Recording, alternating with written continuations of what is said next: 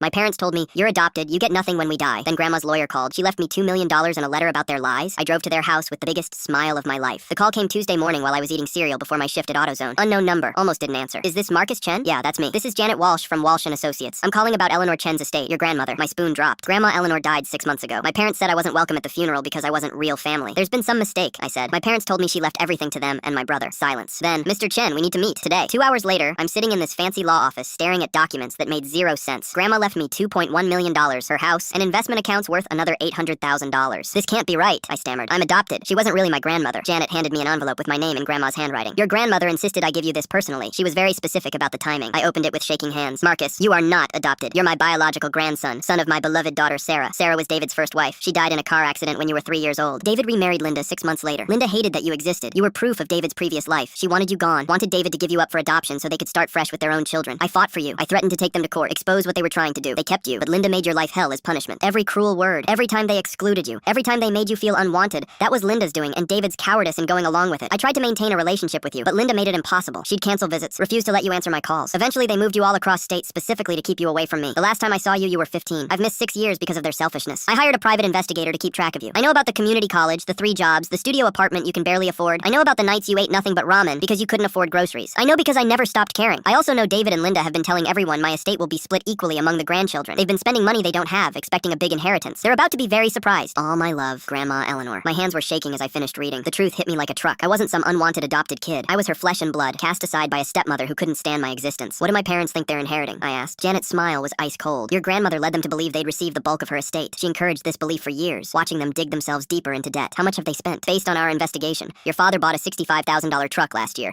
Linda remodeled their entire kitchen for $50,000. Your brother Logan got a $35,000 boat for graduation. They've taken out loans against the expected inheritance. Your parents currently owe $180,000 on credit and loans. I thought about my own life during that time, working 3 jobs, eating ramen every night, walking to work because my car died and I couldn't afford repairs, asking for help with textbook money and being told I was too old for handouts. What are they actually getting? Janet consulted her papers. Logan and Ashley each receive $5,000. Your parents receive absolutely nothing. Your grandmother was very clear. David forfeited his right to inherit when he chose his new wife over his own son. I sat there trying to process it. Nearly $3 million, a house, the truth about my identity, and the family that treated me like garbage for 18 years gets almost nothing while drowning in debt they can't pay back. There's one more thing, Janet said. Your grandmother specifically requested that I be present when you inform them about the inheritance. She wanted a witness to their reaction. She also left detailed instructions about the timing. What kind of instructions? She wanted them to gather the whole family. She knew they'd been planning a celebration dinner for this weekend, expecting to discuss how to split the inheritance money. That's how I found myself driving to their house the next evening with a lawyer in my passenger seat, a cashier's check for $2.1 million in my jacket pocket, and the sweet taste of justice on my tongue. The house looked exactly the same from the outside. Upper middle class suburban perfection with that new truck in the driveway and perfectly manicured landscaping paid for with borrowed money. But everything was about to change.